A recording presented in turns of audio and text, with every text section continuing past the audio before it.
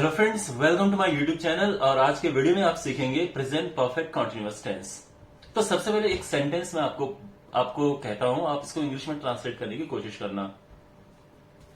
मैं 3 घंटे से तुम्हारा इंतजार कर रहा हूं। इसको इंग्लिश में कैसे बोलेंगे? ओके, तो इस सेंटेंस की क्या खास बात है? इस सेंटेंस की खास बात यह है कि ये पहले से शुरू होकर अभी तक चल रहा है। मैं 3 घंटे से तुम्हारा इंतजार कर रहा हूं, तो पहले से लेके अभी तक चल रहा है। जो भी काम इस तरह से होते हैं कि पहले से शुरू हुए और अभी तक चल रहे हैं, उसमें प्रेजेंट परफेक्ट कॉन्टिन्यूअस होता है। जैसे अमित सुबह से टीवी देख रहा है, तो ये भी प्रेजेंट परफेक्ट कॉन्टिन्यूअस है। सीता 4 घंटे से पढ़ाई कर रही है, ये भी प्रेजेंट परफेक्ट कॉन्टिन्यूअस है।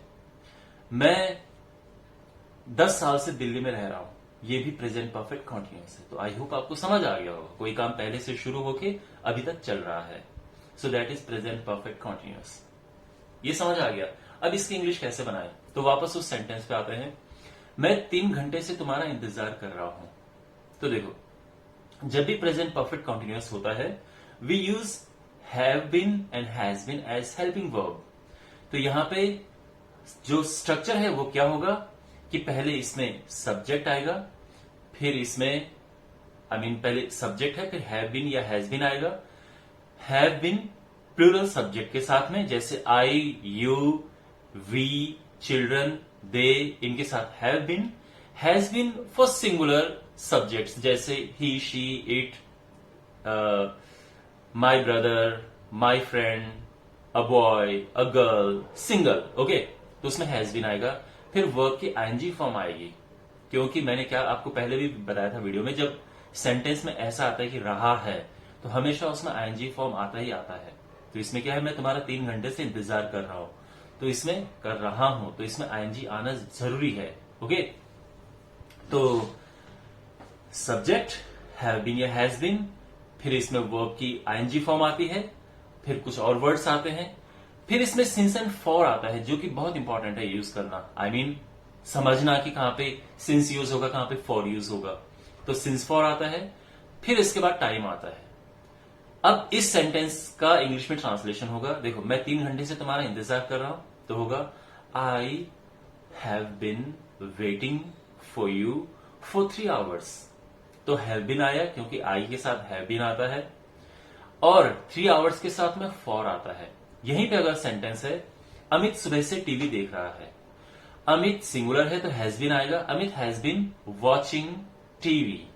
ठीक है, Amit has been watching TV since morning.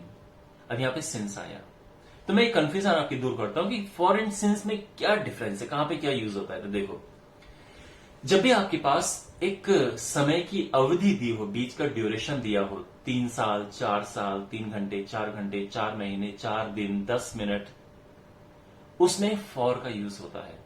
लेकिन अगर आपके पास कोई शुरू का टाइम हो कि कब से चीजें शुरू हुई हैं, तो उसमें क्या होगा कि जैसे 1975, 2010, और morning, last night, last week, last year, हमें ये शुरू का टाइम पता है।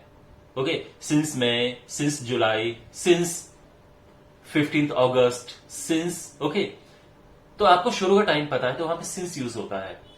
तो यहां पे अब देखो, हमारे पास आपके सामने जो लिस्ट है आप देख सकते हैं, इसमें एक कॉलम में सिंस है और एक कॉलम में फॉर है। तो आप इसका स्क्रीनशॉट ले लो, स्टडी करो, और फिर आप टाइम के साथ आपकी प्रैक्टिस अपने आप हो जाएगी कहां पे क्या यूज होगा। बट शुरू में आपको सोच समझ के ही लिखना है। कुछ और सेंटेंस की प्रैक्टिस करते हैं। तो जैसे सीता 4 घंटे से पढ़ाई कर रही है, तो क्या होगा, Sita has been studying for 4 hours.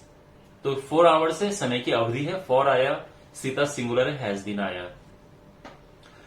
बच्चे 4 घंटे से पार्क में खेल रहे हैं। चिल्ड्रन, अब देखो चिल्ड्रन प्लूरल है, तो इसमें आएगा have been. Children have been playing in the park for 4 hours. और बच्चे सुबह से पार्क में खेल रहे हैं। Children have been playing in the park since morning. ठीक है, अब जैसे मैं ये कहूं कि मैं 2010 से दिल्ली में रह रहा हूं, तो क्या होगा, I have been living in Delhi since 2010। तो वाई, बिकॉज 2010 है, दैट्स वाई मैंने यहां पे सिंस यूज किया है। बट मैं 10 साल से दिल्ली में रह रहा हूं, I been living in Delhi for 10 years. अब 10 साल बीच की अवधि है, ड्यूरेशन, तो मैंने यहां पे फॉर 10 ईयर्स यूज किया है। क्लियर है? चलिए इसमें अब नेगेटिव देखते हैं। अब नेगेटिव इसका थोड़ा सा डिफरेंट है। उसका रीजन ये है कि अब ये बात ध्यान से सुनना, इसके नेगेटिव सेंटेंसेस प्रेजेंट परफेक्ट में ज्यादा बनते हैं। यानी अगर मैं ये कहूं कि मैंने एक हफ्ते से टीवी नहीं देखा है, तो ये भी एक फीलिंग आ रहा है प्रेजेंट परफेक्ट कॉन्टिन्यूअस का, बट ये कॉन्टिन्यूअस नहीं है। इसमें देखा है, ऐसा है, मैंने एक हफ्ते से टीवी नहीं देखा है। आप ये भी कह सकते हो कि मैं एक हफ्ते से टीवी नहीं देख रहा हूं, वो प्रेजेंट परफेक्ट कॉन्टिन्यूअस है। मैं दोनों की इंग्लिश आपको बताता हूं। मैं एक हफ्ते से टीवी नहीं देख रहा हूं, I have not been watching TV for 1 week.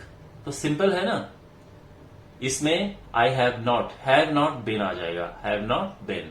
I have not been watching TV for 1 week. Chintu सुबह से पढ़ाई नहीं कर रहा है, Chintu has not been studying Chintu has not been studying since morning. Okay, क्योंकि सुबह से सिंस मॉर्निंग आएगा। अब यहां पे आप देख रहे हैं, लेकिन मैं इसको चेंज करके अब प्रेजेंट परफेक्ट में कह रहा हूं। मैंने एक हफ्ते से टीवी नहीं देखा है, क्या होगा? I haven't watch TV for 1 week. समझ आया? I haven't watch TV for 1 week. और ये ज्यादा सही तरीका है बोलने का, इसलिए इनका नेगेटिव इसमें कम बनाओ, इसका नेगेटिव प्रेजेंट परफेक्ट में बनेगा। जैसे चिंटू ने सुबह से पढ़ाई नहीं की है, यूजुअली ये तरीका होता है बोलने का, Chintu hasn't studied since morning. तो जो नेगेटिव है वो हम इस टेंस में बहुत कम बनाते हैं, बट क्वेश्चंस बहुत बनाते हैं। तो अगर मैं आपको क्वेश्चन पूछूं कि तुम मेरा कितनी देरी से वेट कर रहे हो, तो आप क्या बोलोगे?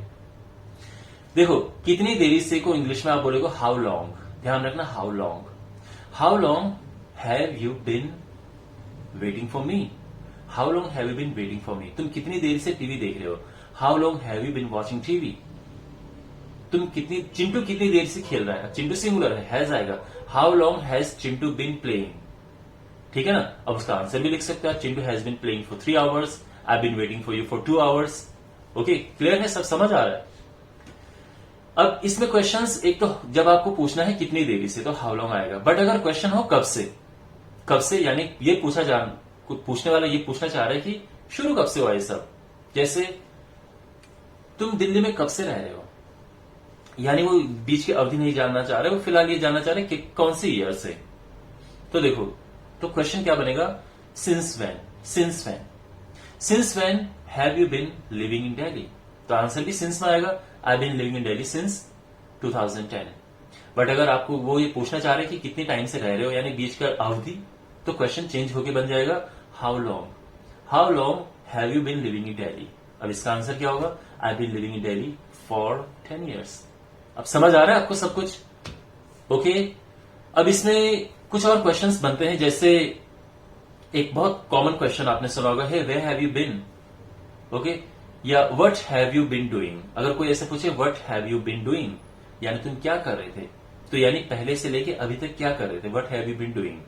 ऑलराइट, बट इसमें ज्यादातर क्वेश्चन आप since when and how long से बनाना। ऑलराइट, तो आई होप आपको ये टेंस समझ आ गया होगा, इसके रूल्स, इसके स्ट्रक्चर क्या है एंड किस तरह से यूज करते हैं। कुछ एग्जांपल्स भी मैंने दिए। अगर आपको वीडियो अच्छा लगा, गिव मी योर फीडबैक कि आपको कैसा लगा है। Okay, and thanks for watching and see you in the next video.